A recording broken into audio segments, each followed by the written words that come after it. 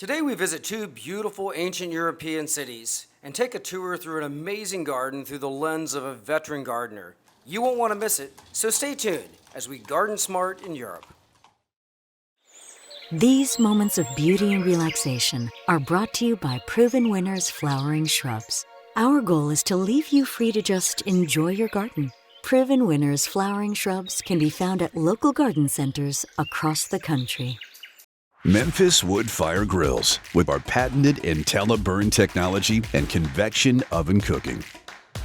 Sear a steak, roast vegetables, bake cookies, or smoke meat. Memphis Wood Fire Grills. DRAM has been providing gardeners with professional equipment for over 80 years.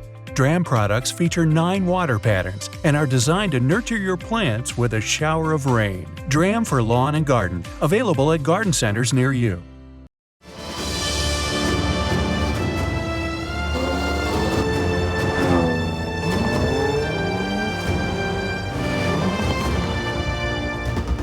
The Jaguar F-Pace.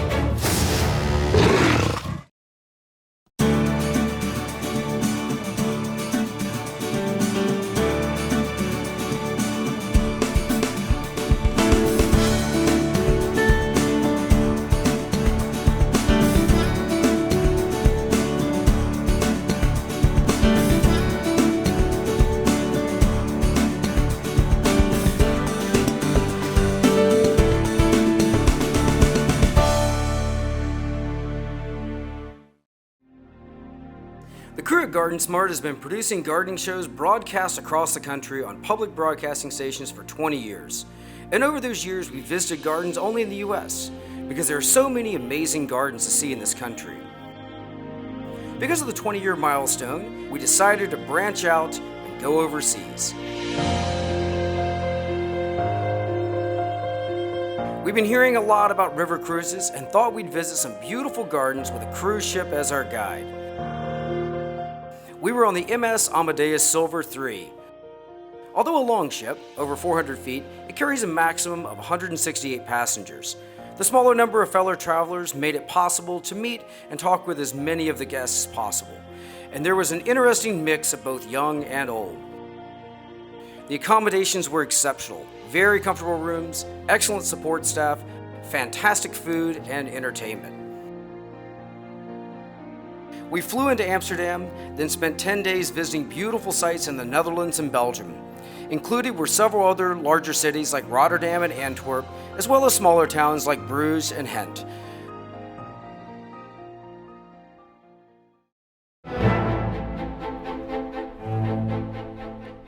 Today we immerse ourselves in the medieval majesty and rich heritage that is Ghent.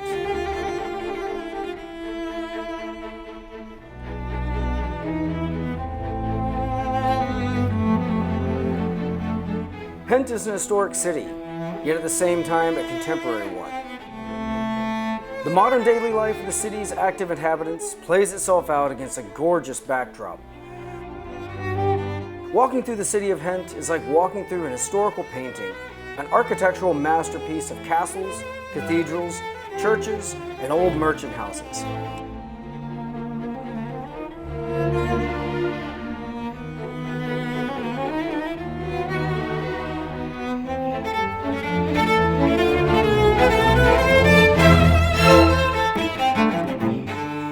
Gem in the Flanders region of Belgium, Ghent offers a fascinating cultural cocktail brimming with trendy, modern urban life, a place where anything goes in a city that feels human.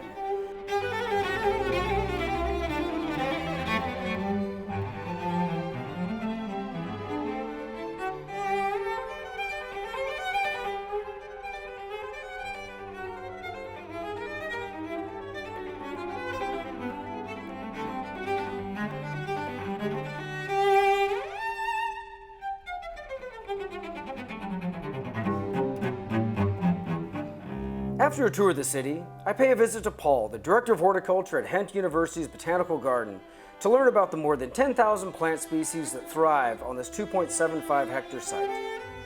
Paul, thank you so much for joining us today. You're welcome. You have such a fascinating job as a professor in botany, but then also as the manager of this beautiful garden. What can you tell us about the garden? What I can tell you, how many hours do you have? All day, all day. Okay. It's a small university garden. It was created under Napoleon's reign here in Ghent, and gradually it became a part of the town of Ghent, and then afterwards was involved in the university, Ghent University.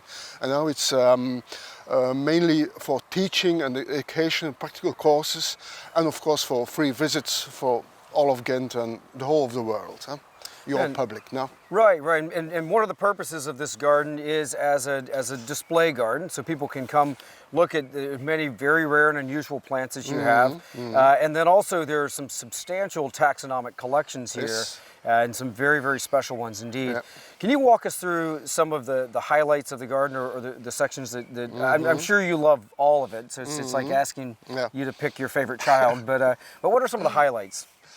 I can pinpoint you to that tree over there, the umbrella pine. Okay. That's a Belgian champion, meaning there's no bigger, thicker specimen of that species here in Belgium. Wow. And that's due to the fact that we have a warm garden. It's a garden surrounded by town, and the temperature has risen 4 degrees above the normal level here in this region. So we can grow many plants from Mediterranean climates, from New Zealand, from south of France, from Greece, Italy, you name it. Right, and that's because of the radiant heat from the houses and the city? The heat island of the town of Ghent, yes. So I notice you also have some beautiful perennial borders. There's a lovely alpine garden, incredible collections of azaleas and rhododendrons. There's color everywhere. We have a number of 10,000 species here in this university garden, and nearly all of these species are labeled, and that's interesting for visitors because when you are walking around in parks or gardens of friends, you'll never see the labels, but here you got the information with the name of the plant, the family, its area. So. Right, and that's very helpful for visitors. And you're right, many public gardens, you know, they have inadequate labeling, and so if you find something you really love, it may be hard to track it down. I want you to talk a little bit about your specialization, because I find that very fascinating. It's one of my favorite categories of plants, and super important, especially from a texture standpoint in gardening, which are grasses and calyxes. Yes, but they have grasses and sedges have an image problem. They look dull. They have beautiful brown spikelets, and but they are quite interesting. I would say they are hidden treasures, and you know the hidden treasures are the best treasures. Right. Right. Absolutely. Well, you spoke about some of the very specific microclimates that you have here, and I understand there's a beautiful Mediterranean garden that you have. Let's go take a look at that. Okay, let's go.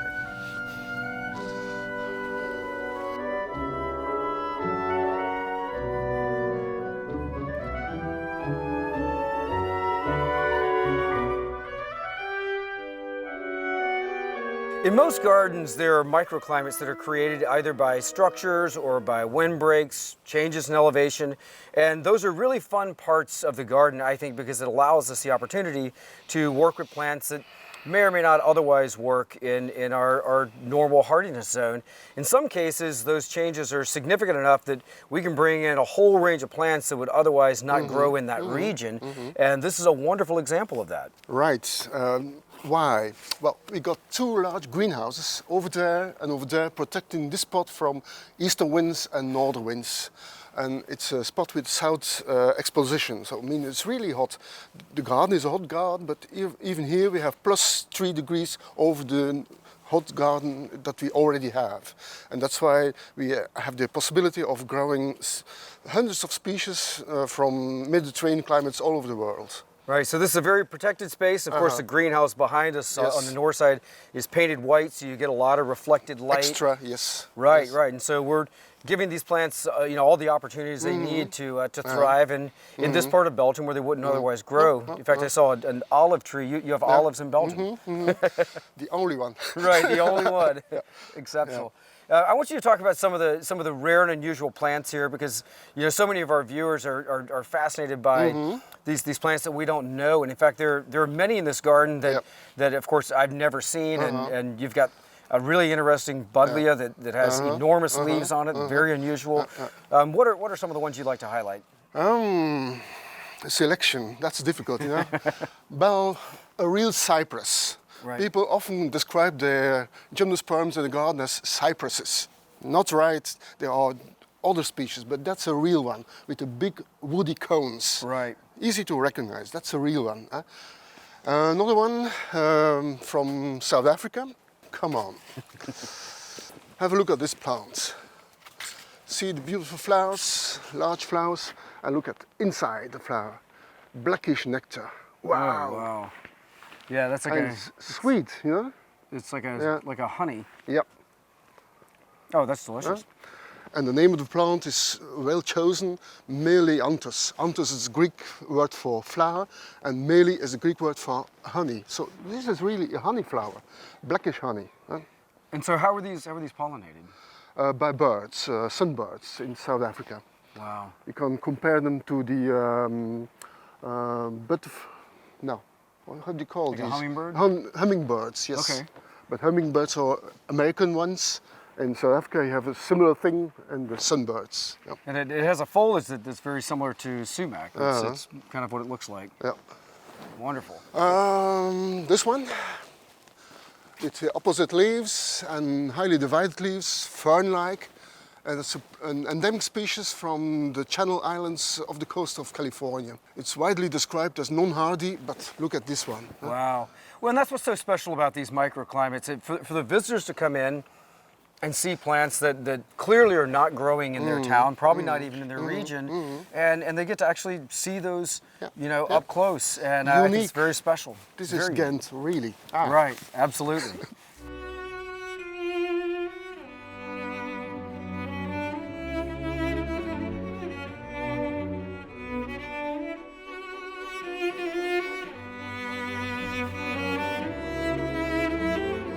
One of the most common questions that we get from viewers is, how do I have success gardening in the shade? And of course, shade gardening is always going to be a little challenging. The lion's share of all the flora on planet Earth prefers some sunlight. And so there's a narrower range of plants that really want to thrive in shade, but there are certain things that we can do to help them along. And I'd like to discuss that with you today. What are some suggestions you would have for gardeners? Well, avoid trees. That's where the shade comes from. Huh? No, our shade is coming from the greenhouse, and Okay. so we are lucky here. Right. But nevertheless, you can have a walk in forests, and everything that's growing in forests is all right to put in your shady garden. That's common. Right. Like the genus Epimedium, for example. There are many ferns that are able to grow in full shade. No. Right, and the biggest thing is of course selecting the right plant, and then understanding that in many cases the plants you selected very well may fail. There's a meaningful section of my garden that's deep shade, Yes. and every year the range of plants I can grow gets narrower and narrower, and now it's mostly hostas and a few other ferns do well.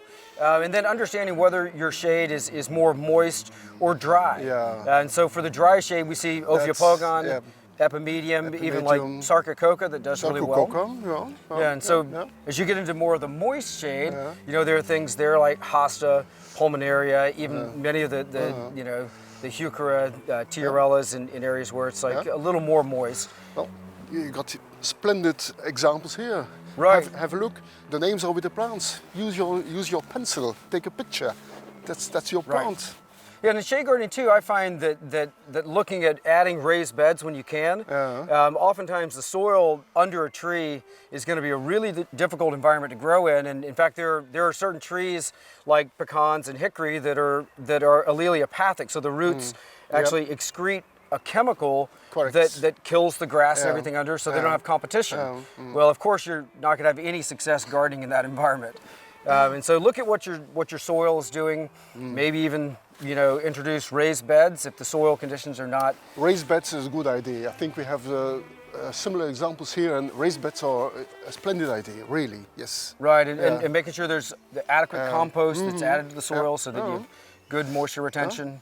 The plant will be glad and will be answering your all your efforts, yes. Right, excellent. The plant is doing well, yeah. Right, and that's what we want as gardeners. We want happy, healthy plants, and that's why we do it. Okay.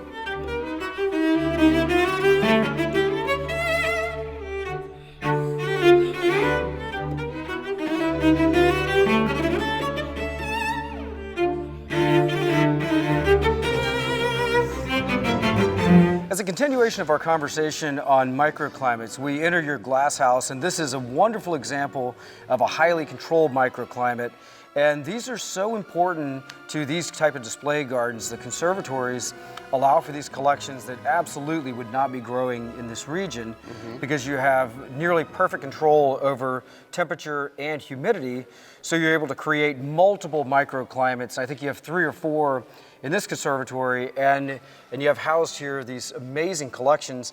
Tell me about your conservatory and the climates that you have here. Yeah. We have 3 large greenhouses open to the public and 20 more smaller ones with scientific collections not open to the public. But the 3 ones here are the equatorial climate, the subtropical climate and the tropical climates.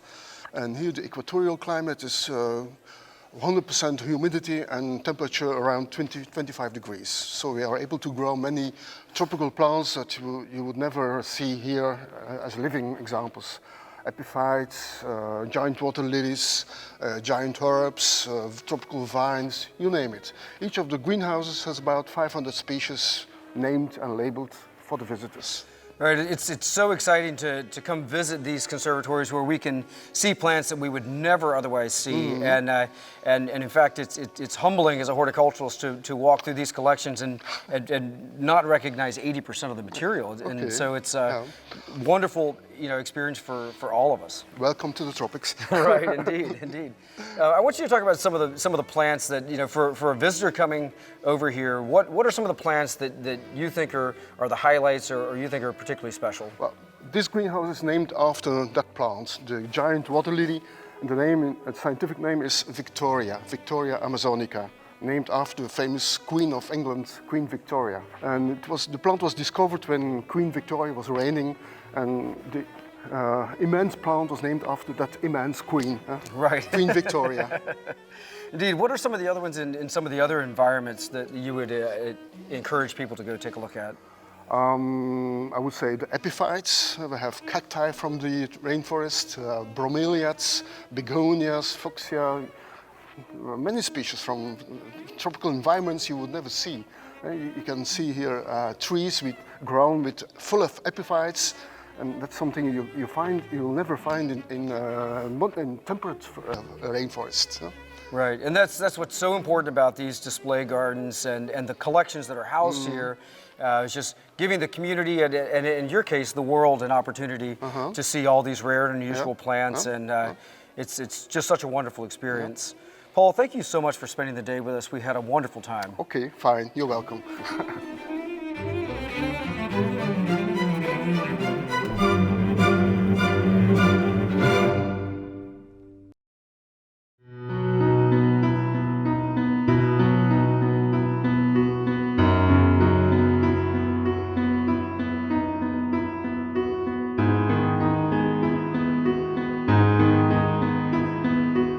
Walking down the cobble walkways that flank the many canals of the city of Bruges in northwest Belgium's West Flanders region instantly transports one to the medieval ages.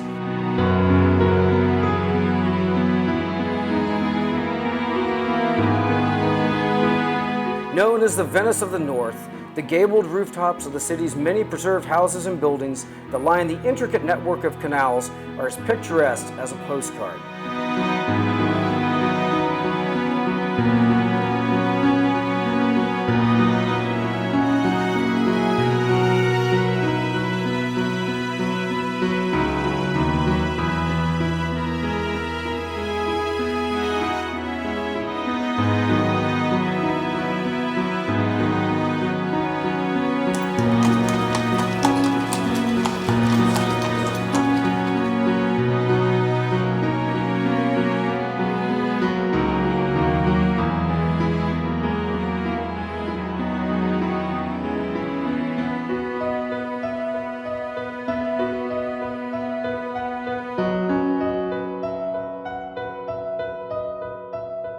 The city reached its golden age between the 12th and 15th centuries, when its port became a major platform for trade and commerce due to the advantageous tidal inlet.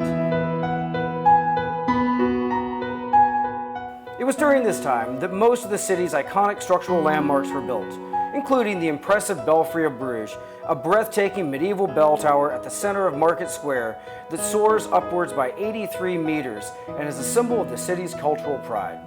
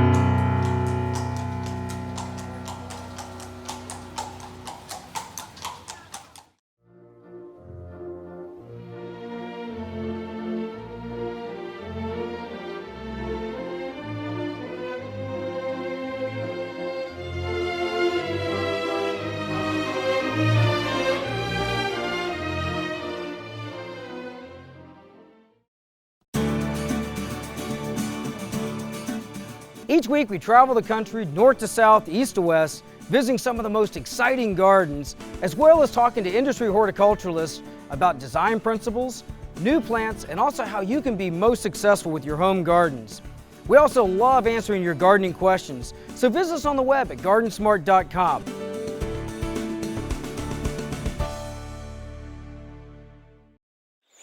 These moments of beauty and relaxation are brought to you by Proven Winners Flowering Shrubs. Our goal is to leave you free to just enjoy your garden. Proven Winners Flowering Shrubs can be found at local garden centers across the country. Memphis Wood Fire Grills with our patented IntelliBurn technology and convection oven cooking. Sear a steak, roast vegetables, bake cookies, or smoke meat. Memphis Wood Fire Grills. DRAM has been providing gardeners with professional equipment for over 80 years. DRAM products feature 9 water patterns and are designed to nurture your plants with a shower of rain. DRAM for lawn and garden, available at garden centers near you.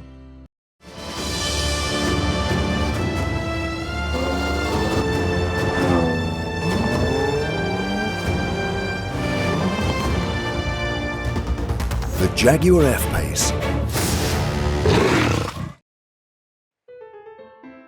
Today we visit 2 historical cities in Belgium, tour their streets and their canals to learn more about their architecture and their amazing gardens. If you have questions about anything you've seen today, visit us on the web at GardenSMART.com. You can also find us on Instagram and Facebook. And remember, even if you're a master gardener, there's always more to learn. So join us next week for more great gardening tips and ideas as we garden smart.